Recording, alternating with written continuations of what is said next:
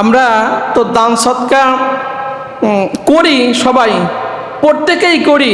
যখন আবার বলা হয় তখন আমরা চিন্তা করি শয়তান আমাদের অনেক ধোঁকা দেয়। অথচ মুহাম্মদ রাসূলুল্লাহ সাল্লাল্লাহু আলাইহি সাল্লাম বলতেন যে আমার কাছে যতক্ষণ পর্যন্ত সম্পদ আছে, যতক্ষণ পর্যন্ত আল্লাহ রাস্তার জন্য চা হবে বা কেউ চাইবে, আমি ততক্ষণ দিতে থাকব। কারণ আল্লাহর কসম করে বলি, দান করলে, সদকা করলে সম্পদ কখনো কমে না, সম্পদ আরো বাড়ে। খেয়াল করেন, নবীজি কসম কাটছেন যে আল্লাহর কসম করে বলি, সদকা করলে সম্পদ কমে না, সম্পদ কি হয়? বৃদ্ধি পায়। এইটা আমরা বুঝি না। যেমন ধরেন আল্লাহ রাব্বুল আলামিন কুরআন যেটা বলে, ধরেন আপনার পরিবারের স্ত্রীর একটা অসুস্থতা হইল, যে কোনো একটা এখন ডাক্তারের কাছে নিয়ে যাইতে হলো, এমন একটা সমস্যা, সেখানে 10,000 টাকা চলে গেল। এরকম হয় না? যে এই 10,000 টাকা যে আপনার খরচ হবে এটা আপনার ব্রেনে ছিল না। বা আপনি রাস্তায় একটা অ্যাক্সিডেন্ট করলেন, অ্যাক্সিডেন্ট করার দ্বারা আপনার এখানে 40,000 টাকা নেমে গেল, গাড়ির পিছনে আরো 50,000 টাকা চলে গেল। এরকম হয় না? এখন আপনি যদি এই দান সদকা করেন, এর সাথে যদি আপনার সামর্থ্য অনুযায়ী আপনি যদি সদকা করতে থাকেন, আল্লাহ তাআলা ওই সমস্ত বিপদ আপদ থেকে আপনাকে বাঁচাই দেন। তার মানে আপনার ধরেন 1 লাখ টাকার একটা ক্ষতি হতো, আপনি 5 টাকা আল্লাহ রাস্তায় দিয়ে দিলেন, ওই 5 টাকার জন্য আল্লাহ রাব্বুল আলামিন আপনার 1 লক্ষ টাকা সেভ করে দিলেন। এই জন্য নবীজি বলেন, সদকা কখনো সম্পদ কমায় না, সম্পদ আরো বাড়ায়। তোমার বিপদ আপদ বালা মুসিবত কি করে? দূর করে। মাসালুল্লাযীনা ইউনফিকুনা আমওয়ালাহুম ফি সাবিলিল্লাহ কামাসালি হাববাতিন আমবাতাত সাবআ সানাবিলা ফি কুল্লি সুমবুলাতিন মিআতু হাব্বা আল্লাহু ইউদাইফু লিমান ইয়াশা। তোমরা যখন আল্লাহ রাস্তায় 1 টাকা দাও, আল্লাহ রাব্বুল আলামিন ওই 1 টাকাকে 700 টাকা বাড়াইয়া, 700 গুণ বাড়াইয়া রাব্বুল আলামিন 700 টাকা দান করা সব দিয়ে দেন। আপনি বলবেন আল্লাহ কেমনে দেন? আল্লাহ রাব্বুল আলামিন সূরা বাকারা উদাহরণ পেশ করেন, বান্দারে তাকিয়ে দেখো শস্য দানার দিকে। তোমরা একটা বীজ রোপণ করো, ওই একটা বীজ থেকে একটা গাছ হয়। একটা গাছে আমি রব্বুল আলামিন 7টা শীষ দিই, 7টা শীষের মধ্যে আমি রব্বুল আলামিন 700 দানা দিয়ে দিই। সুবহানাল্লাহ, সুবহানাল্লাহ। আমি একটা বীজ থেকে, একটা গাছ থেকে 7টা শীষ দিয়ে যদি 700 দানা তার মধ্যে দিতে পারি, মান্দারে তোর 1 টাকা আমার রাস্তায় দেওয়ার কারণে আমি তোকে 700 টাকা তার থেকেও বেশি দিয়ে দিই। সুবহানাল্লাহ, সুবহানাল্লাহ।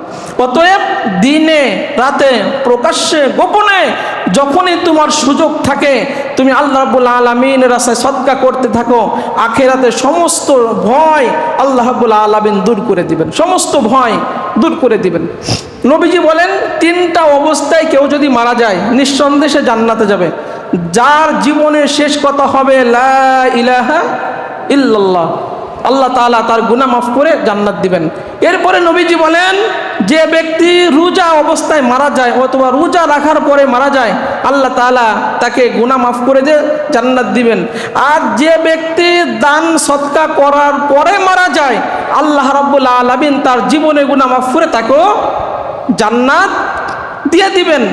কিয়ামতের ময়দানে আল্লাহ রাব্বুল আলামিন বান্দার সাথে সরাসরি কথা বলবেন, কোনো দোবাসী থাকবে না, সরাসরি বান্দার সাথে আল্লাহ রাব্বুল আলামিন কথা বলবেন। বান্দা সামনে তাকাবে জাহান্নাম, ডানে তাকাবে জাহান্নাম, বামে তাকাবে জাহান্নাম, পিছনে চতুর্দিকে জাহান্নাম হুঙ্কার মারতেছে। বান্দা আল্লাহকে বলবে, আল্লাহ আপনার এই জাহান্নামের আগুন থেকে আমি বাঁচতে চাই। আল্লাহ রাব্বুল আলামিন নিজেই বলবেন, বুখারী হাদিসে আসছে যে বান্দারে তোর জীবনে আমি অনেক সম্পদের মালিক বানাইছিলাম, 1 টুকরা খেজুর যদি তুই দান করতি, আমি রব্বুল আলামিন ওই দানের বিনিময়ে আমার এই জাহান্নামের আগুন থেকে তোকে বাঁচাই দিতাম। এই জন্য খবরদার, দানের ব্যাপারে আমরা কখনো সমর্থ থাকার পরে কৃপণতা করব না। নবীজি বলেন, খুব একটা মজার হাদিস শোনেন, নবীজি বলেন একজন ব্যক্তি সদকা করার জন্য যখন পকেট থেকে তার সম্পদ বের করে শয়তানের 70টা দেওয়াল তখন ভেঙে চূর্ণ বিচূর্ণ হয়ে যায়।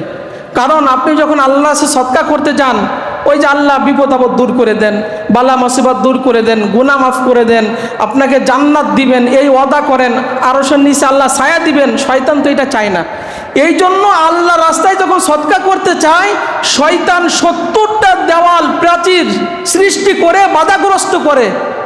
এই জন্য দেখেন যখন মসজিদে মাদ্রাসায় এই ইসলামের ক্ষেত্রে টাকা দিতে হয়, কত টাকা দিব, অথচ ওই একই ব্যক্তি বিভিন্ন জায়গায় অযথা হাজার হাজার টাকা নষ্ট করে।